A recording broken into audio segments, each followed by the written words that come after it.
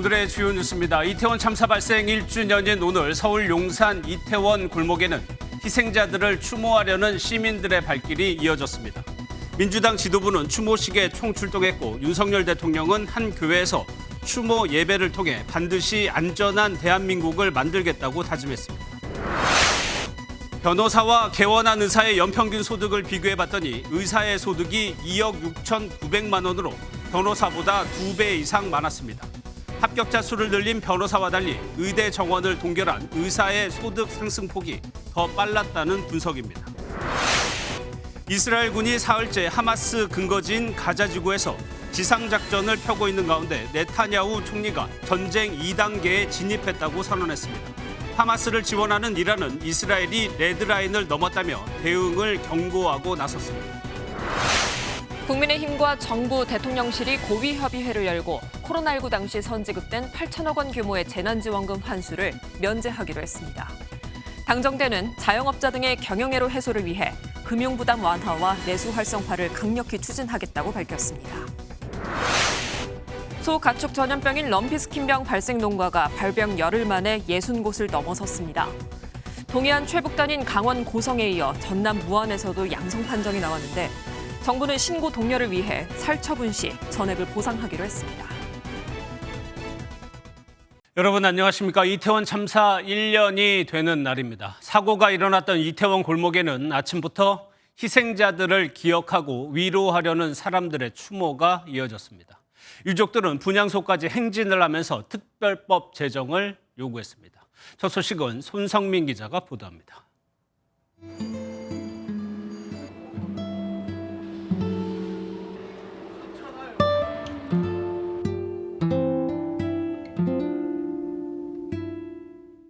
참사 현장에는 1년 전 황망하게 떠난 이들을 위한 과자와 꽃다발이 가득 쌓여 있습니다. 사랑하고 보고 싶다는 친구 쪽지도 보입니다. 이른 아침부터 희생자들을 추모하는 발길이 이어졌습니다. 종교인들이 한데 모여 넋을 기린 뒤 유족들은 서울광장에 마련된 분향소까지 행진을 시작했습니다. 즉각 제정해라! 진상을 규명하라! 서울광장에서 유족은 물론 정치권과 시민단체 등이 참여한 가운데 시민 추모대회가 진행됐습니다. 저는 여기 항상 계속 서 있을 것이고 생존자로 계속해서 남아있을 것이고 그때 상황이 어땠는지 계속해서 기억할 것입니다. 함께해 주세요. 유족들은 1년 전 잃은 가족에게 쓴 편지를 하나하나 낭독했습니다. 이어 159명의 아이들 이름을 하나하나 부른 유족들은 특별법 통과를 다시 한번 요청하며 행사를 끝냈습니다. 보랏빛 리본을 가슴에 단 유족들은 이런 참사가 없는 안전한 사회를 요청하며 진상규명을 위한 특별법 통과를 촉구했습니다. MBN 뉴스 손성민입니다.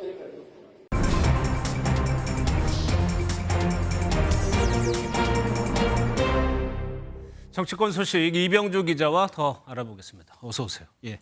윤석열 대통령은 교회를 갔고 야당은 추모대에 참석을 했습니다. 먼저 정치권 반응부터 한번 볼까요? 네, 야당은 우선 윤석열 대통령이 서울광장에서 진행된 추모대회에 참석하지 않은 것 그 자체를 지적했습니다. 자신들의 잘못조차 제대로 마주보지 못하는 정부 여당의 비겁한 행태에 국민은 분노하고 있다고 날을 세웠는데요. 이상민 행안부 장관이 대통령을 모시고 유족을 찾아 사과할 용의가 있다고 한 발언을 끄집어내서 추모대회에 대통령과 함께 참석했어야 한다고 지적했습니다. 대통령실 관계자는 애도 분위기에 말을 아끼는 게 좋을 것 같다면서도 서울광장이든 성북동 교회든 희생자를 추모하는 마음은 다를 것이 없다고 생각한다는 입장 내놨습니다. 예. 야당이 또 대통령의 오늘 메시지를 문제 삼았다고 하던데 어떤 대목입니까? 네, 윤석열 대통령의 추도사에 사과가 없었다고 지적을 했습니다. 민주당 지도부의 한 관계자는 이제는 대통령의 어떤 말도 유가족에게는 위로가 되지 않을 것 같다 이렇게 비판을 했는데요. 대통령실 관계자는 대통령이 4차례 또는 그 이상 사과를 했었던 것 같다면서 유족을 위로하기 위한 많은 노력 기울였었다고 항변했습니다. 민주당은 이태원 참사 특별법에 협력하는 것이 대통령이 할 일이라며 압박할 것으로 보입니다. 예. 반면에 인요한 혁신위원장은 오늘 추모대에 참석을 했어요. 최근 언론의 관심을 받고 있는데 오늘 뭐 특별한 언급이 있었습니까? 네, 당 통합과 혁신 강조하고 있는 인요한 위원장, 오늘은 자리가 자리였던 만큼 인터뷰에 응하지 않으면서 말을 아꼈습니다. 앞서서 그 영남권 중진 의원을 겨냥해 험지 출마론 꺼내 들었다가 당내 반발을 샀었는데요. 당내에서 불안하게 보는 시각도 분명 있어 보입니다.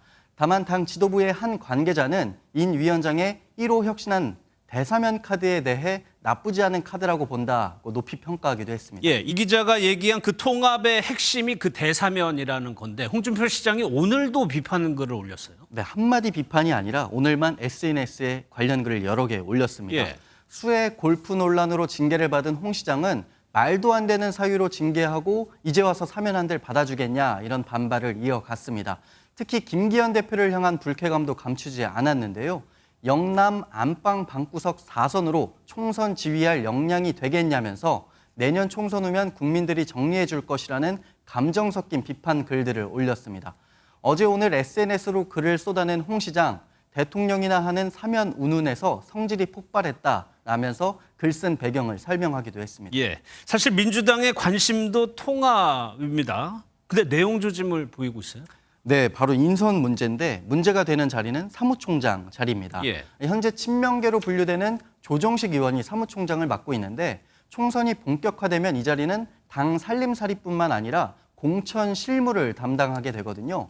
비명계에서는 공천 보복 등을 우려해서인지 개파 색채가 옅은 인물이 와야 하는 것 아니냐 이런 주장을 하고 있습니다.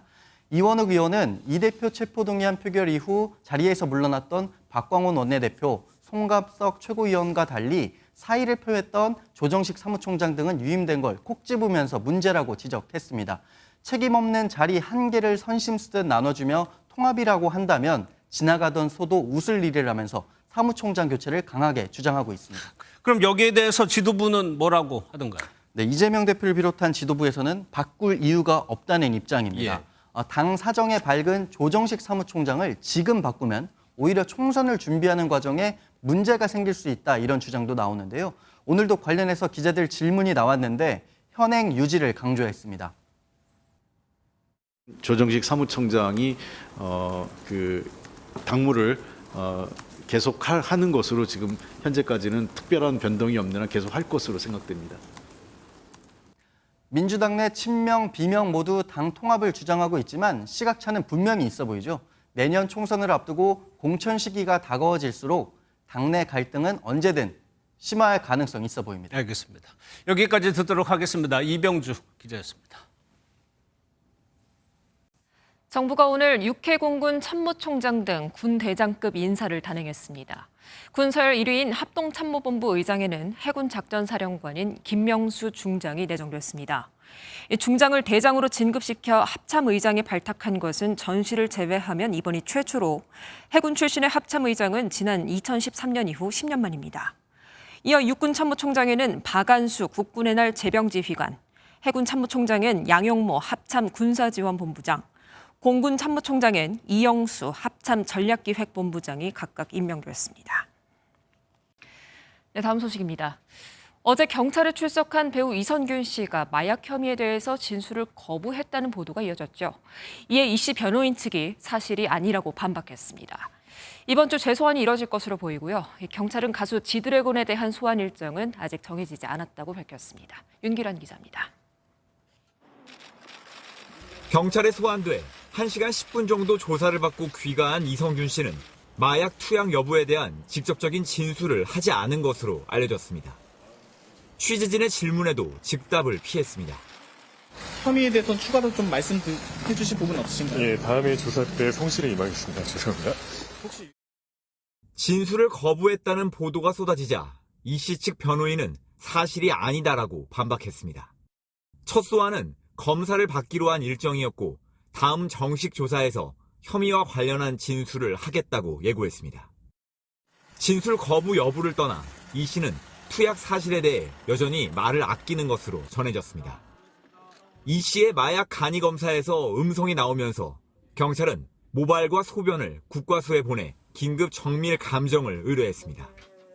압수한 이 씨의 휴대전화 통화 내역을 확인 중인 경찰은 이 씨를 다시 불러 투약 혐의를 집중적으로 캐물을 방침입니다. 이 씨의 재소환은 이르면 이번 주에 이루어질 전망입니다.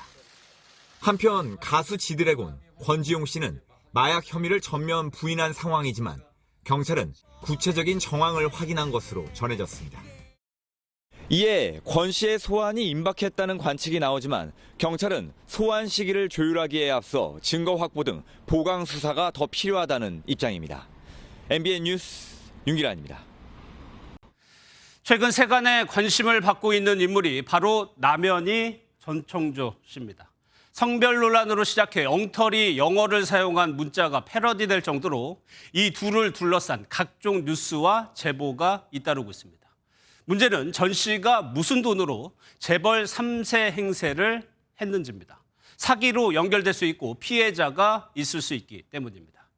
사안이 커지자 경찰은 전 씨를 출국 금지한 데 이어 계좌를 추적하기 위해 영장을 신청할 것으로 보입니다. 신속하게 수사를 진행하겠다고 한 만큼 조만간 전 씨에 대한 직접 조사도 이어질 전망입니다. 먼저 길기범 기자의 보도 보시겠습니다. 전청조 씨에 대한 출국 금지와 함께 전 씨 사기 사건을 한 곳으로 병합해 수사의 속도를 높이기로 한 경찰. 김민석 강서구 의회 의원이 강서경찰서에 고발한 내용을 경찰은 송파경찰서로 보내기로 했습니다. 전 씨가 서울 송파구 고급 주상복합에 살고 있다고 알려진 만큼 주거지 관할 경찰서로 병합한 것으로 보입니다. 그동안 전 씨는 수없이 많은 사기 행위를 벌였습니다. 피해자들은 대출을 받아 전청조에게 건넸고 그 대출을 갚기 위해 피눈물로 하루를 견뎌내고 있습니다. 경찰은 조만간 전 씨 계좌 추적 영장 등을 신청하며 재력가 행세를 한 돈이 어디서 왔는지 파악할 전망입니다. 아파트 월세는 물론 경호원 월급과 남현희 씨에게 준 선물 비용 등이 어디서 나왔는지, 사기로 돈을 벌었는지 등도 조사할 예정입니다. 이 과정에서 또 다른 사기 혐의나 피해자가 등장할 가능성도 있습니다. 경찰은 전 씨 소환 일정에 대해 이제 수사를 시작하는 단계라며 말을 아꼈지만 세관에 관심이 많은 만큼 빠르게 속도를 낼 것이란 전망이 나옵니다. MBN 뉴스 길기범입니다. 사기로 의심받고 있는 전청조 씨의 행각과 경찰의 수사 범위와 대상까지 사회부 백길종 기자와 알아보도록 하겠습니다. 어서 오세요. 예. 먼저 백 기자, 재벌 행세를 하려고 하면 전 씨가요, 아파트도 그렇고 돈 들어갈 때가 상당히 많았을 거예요. 도대체 어땠길래 이렇게 많은 사람들이 속은 겁니까? 네, 먼저 전 씨는 서울의 고급 주상복합에 살고 있는 것으로 알려집니다. 전 씨 가족과 잘 안다는 제보자와 저희가 연락을 해봤는데요. 먼저 들어보시죠. 그러니까 자기 게 아니고 그거를 월세로 임대를 해서 사는 것 같아요. 거의 1년. 1년은 안 되는데 1년 정도. 해당 주상복합 가격을 저희가 찾아보니 제일 작은 평수로 보더라도 보증금 3억 원에 월세 2천만 원이 넘습니다. 제보자 말대로 1년을 살았다고 하면 보수적으로 봐도 5억에서 6억 원이 필요했을 것으로 보이는데 실제 같은 주상복합에 사는 유튜버도 이 같은 말을 했습니다. 저도 사니까 제가 그때 이제 술 살려고 42층을 내려갔거든요. 42층에서 많이 마주쳤어요. 그리고 저한테 그분도 흡연을 해서 저보고 이제 담배를 같이 피자. 1년에 5억에서 6억. 근데 백 기자, 또 사진을 보면 주변에 경호원들 대동하고 다니는 사진들이 있던데 이 사람들도 돈을 주고 고용한 거라면 이 비용도 상당한 거 아니에요? 네, 그렇습니다. 사진을 보시면요. 전청조 씨는 검정색 대형 밴에 경호원 여러 명을 대동하고 다닙니다. 경호원 한 명 월급이 1,500만 원이란 이야기도 나왔는데 제보자는 다른 이야기를 전했습니다. 경호원들 월급은 1,500이 아니에요. 500에서 800 사이로 알고 있어요. 사진에 공개된 경호원만 4명인데 1년으로 치면 3억 원가량이 되는 겁니다. 또 남현희 씨에게 선물한 벤틀리 차량만 해도 3억 원에 달한다는데 다 합치면 최소한 10억 원은 넘게 들었을 것이란 추론입니다. 예, 이거 말고도 추가로 들어간 다른 돈이 더 있을 수도 있는 거고요. 이제 수사 얘기 한번 해보겠습니다. 이 큰 돈이 본인 돈이 아닐 가능성이 일단 있는 거잖아요. 네, 그렇습니다. 먼저 전 씨 계좌 추적부터 시작할 것으로 보입니다. 전 씨는 단돈 수십만 원도 못 갚는 신용 불량자란 이야기도 있는데 들어보시겠습니다. 청조고 엄마 있잖아요. 예, 그 통장을 쓰고 있대요. 예, 자기 통장은 못 쓰고 신용불량자래요. 이렇게 전 씨가 가족의 카드를 쓰고 다녔다는 이야기도 있어서 전 씨 가족 계좌까지 수사가 확대될 가능성도 제기됩니다. 정리해드리자면 경찰이 현재 수사 중인 전청조 관련 사기 사건은 아직까진 단 2건입니다만 전청조 씨의 씀씀이 등을 고려할 때 경찰은 알려지지 않은 더 많은 피해자가 있을 것으로 보고 적극 송파경찰서에 알려달라고 말하고 있습니다. 예, 그러면 남현희 씨 상황 한번 보게. 본인은 피해자라고 주장을 하고 있습니다만 뭐 진정 수준이에요. 현재로서는. 공범이 될 가능성도 있는 겁니까? 네, 어제 남현희 씨도 공범이었을 가능성이 있다는 진정서가 서울경찰청에 들어갔다고 보도해드렸죠. 남 씨가 받은 벤틀리와 명품 가방이 범죄 수익으로부터 나왔는지 확인해야 한다는 게 이유입니다. 저희가 경찰에게 들어보니 남 씨가 아직 피의자로 전환된 것은 아니라면서도 곧 송파경찰서가 수사하게 될 것으로 예상하고 있었습니다. 남 씨는 언론 인터뷰에서 전 씨가 다 주도한 것이라며 피해자임을 강조했는데요. 하지만 남 씨 역시 수사를 피해가긴 어려워 보입니다. 예, 이제 형사사건으로 좀 번지는 모양새입니다. 백길종 기자였습니다. 뉴스 이어갑니다. 초등학생 때부터 의대 입시를 준비하는 나라가 바로 우리나라죠. 이런 의대 쏠림 현상을 뒷받침하는 조사 결과가 나왔습니다. 의사와 변호사 중에 의사가 버는 돈이 압도적으로 많았고요. OECD 국가 중에선 우리나라 의사의 소득 증가세, 그야말로 초고속이었습니다. 이혁준 기자입니다. 의사와 치과의사, 한의사까지 개원 뒤 의료업으로 사업소득을 신고한 인원은 7만 명이 넘습니다. 이들의 소득은 2021년 기준 2억 6,900만 원입니다. 평균 소득 1억 1,500만 원인 변호사와 비교했습니다. 2014년 두 직업의 소득 차이는 7,100만 원이었는데 2021년엔 1억 5,400만 원으로 벌어졌습니다. 소득 격차가 커진 주요 이유는 변호사와 달리 의대 정원은 동결한 탓입니다. 같은 기간 합격자 정원을 늘린 변호사 수는 42% 증가했지만 개원의 수는 13% 늘어나는 데 그쳤습니다. 종합소득세 신고분 기준 사업소득 1위부터 6위까지는 모두 의료업입니다. 1위인 방사선 진단 및 병리검사의원은 10억 원에 육박합니다. 개원이들의 소득 증가는 비급여가 절반, 공급 부족이 절반이고 종합병원에서 월급 받는 의사의 소득이 늘어나는 것은 공급 부족이 주 원인이죠. 월급 받는 전문의의 연간 임금 소득은 2010년 OECD 국가 가운데 5위에 그쳤지만 2020년엔 1위를 차지했습니다. MBN 뉴스 이혁준입니다.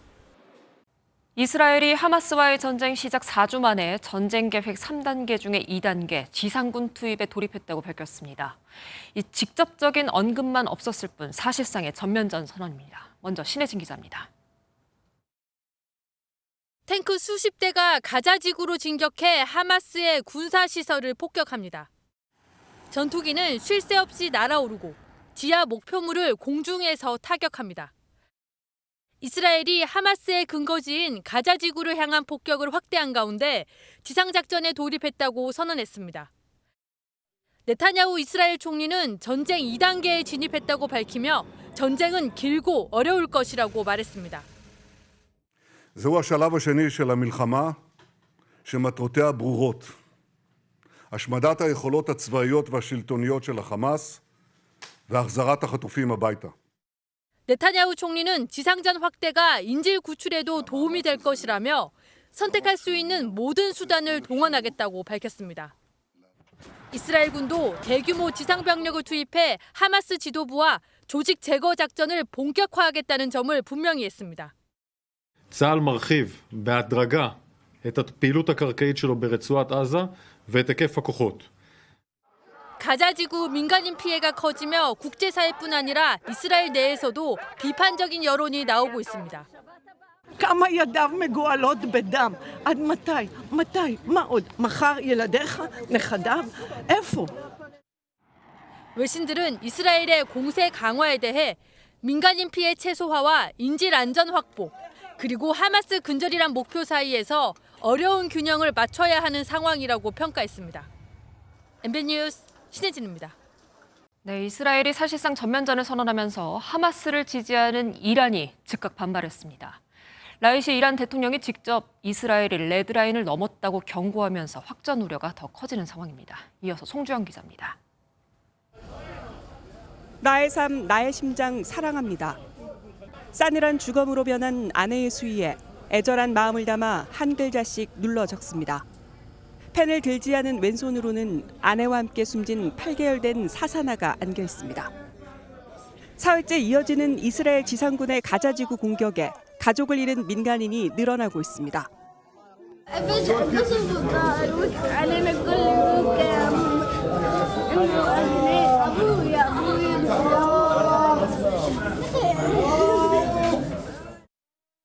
상황이 심각해지자 마흐무드 아바스 팔레스타인 정부도 이스라엘 공격을 대량 학살 전쟁으로 규정했습니다. أبناء شعبنا في قطاع غزة لحرب إبادة جماعية ومذابح ترتكبها قوات الاحتلال الإسرائيلي على مرأى ومسمع من العالم أجمع. 그동안 팔레스타인 무장정파 하마스를 지지하면서도 참전에는 선을 그었던 이란. مقاومت و ایستادگی در مقابل رژیم پوشالی صهیونیستی 네타냐후 이스라엘 대통령이 전쟁 2단계 돌입을 언급하자 레드라인을 넘었다며 대응에 나설 수 있다고 경고했습니다.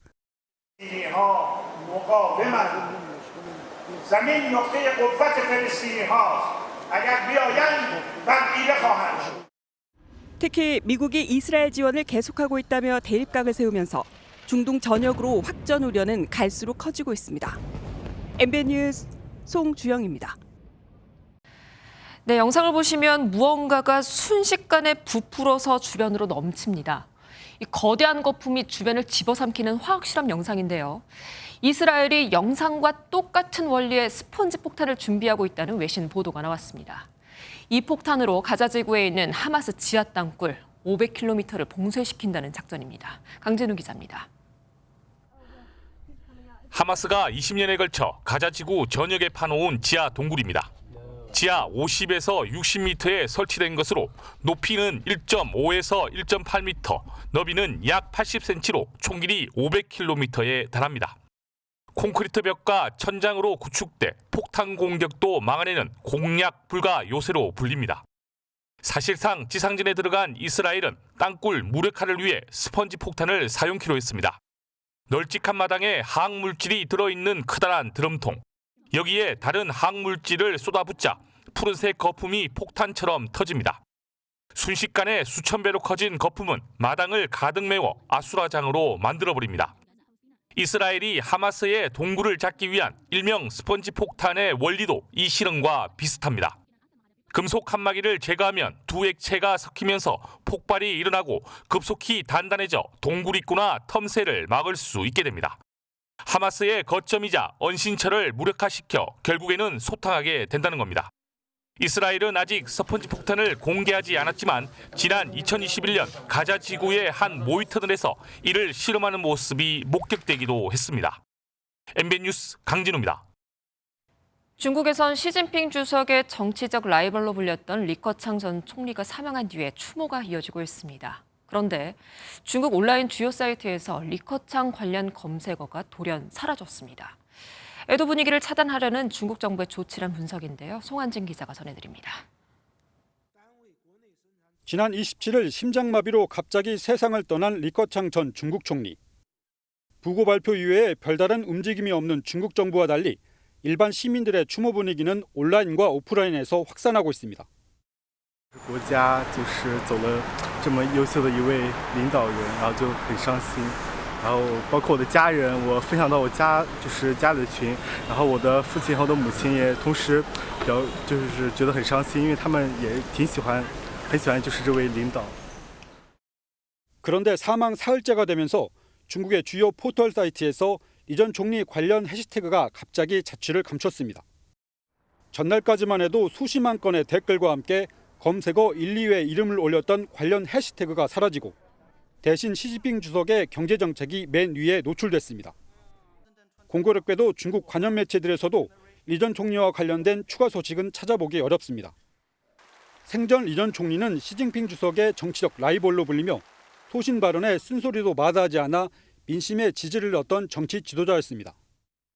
그를 애도하는 분위기가 확산하지 않기를 바라는 중국 당국의 보이지 않는 손이 개입해 있을 수 있다는 관측이 나오는 이유입니다. 실제로 중국 당국은 일부 대학들에 사적으로 조문 모임을 만들지 말라고 지시한 것으로 전해졌습니다. MBN 뉴스 송환진입니다.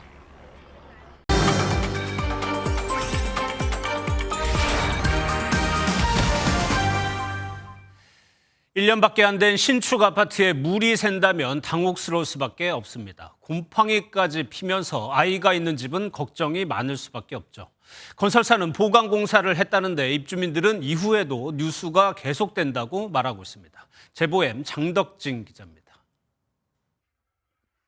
창틀 옆에 물방울이 떨어질 듯 맺혀 있습니다.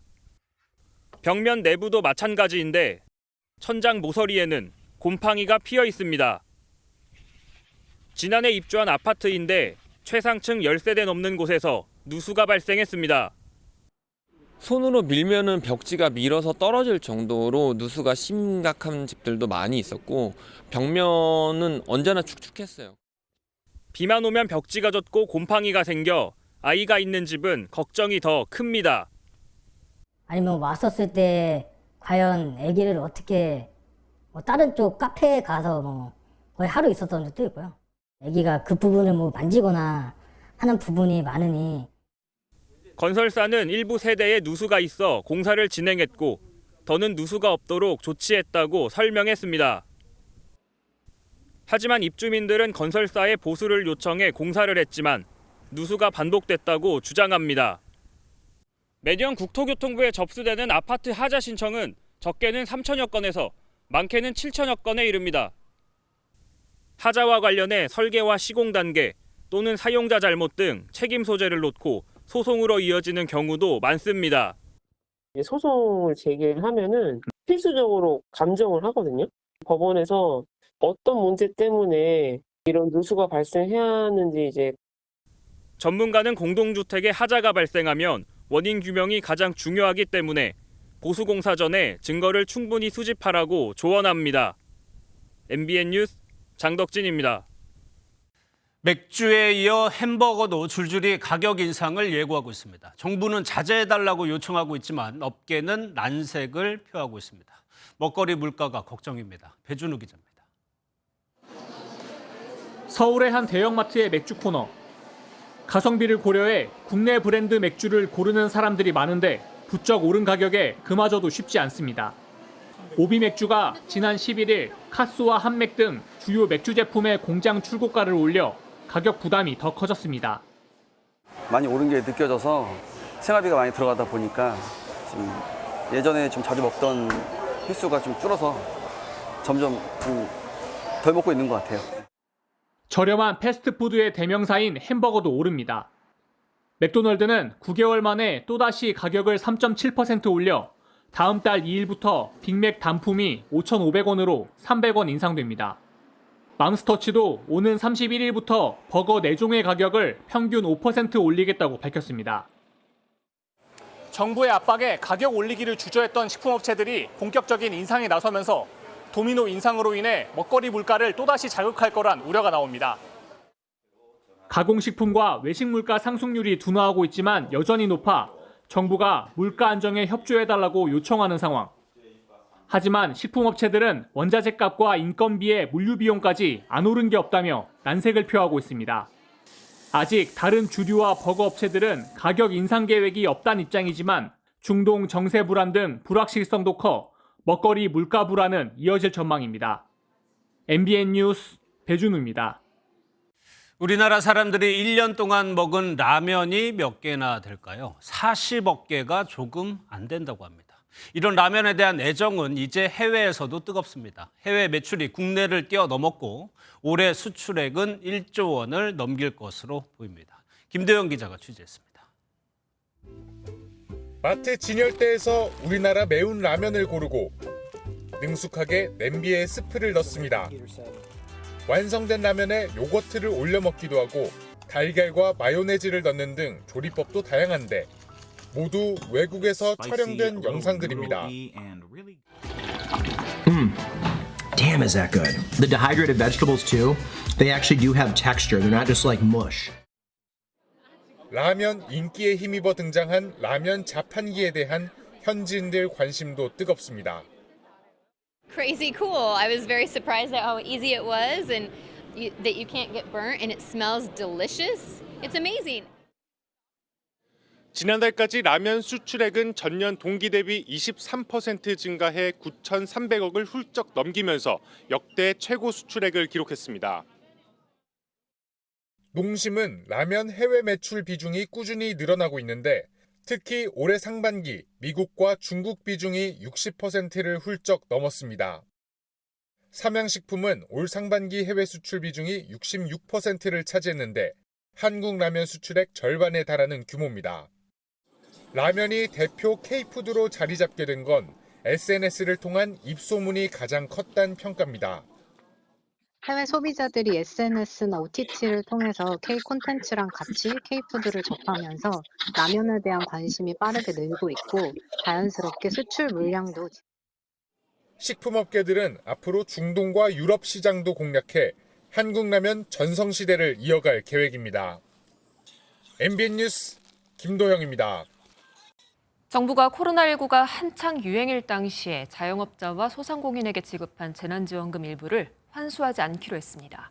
이 대상은 소상공인 57만 명의 8천억 원 규모인데 현재 자영업자의 경영 환경이 어려운 점을 고려한 조치입니다. 정태진 기자입니다. 여당과 정부, 대통령실은 오늘 서울 삼청동 총리공관에서 고위협의회를 열었습니다.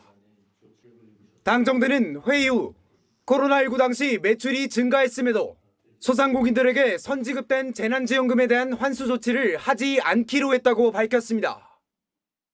57만 소상공인의 8천여억 원의 환수금 부담이 면제될 것으로 당시 매출 정보가 없던 상황에서 긴급히 지원이 되어 행정청, 소상공인의 귀책 사유가 없었던 점.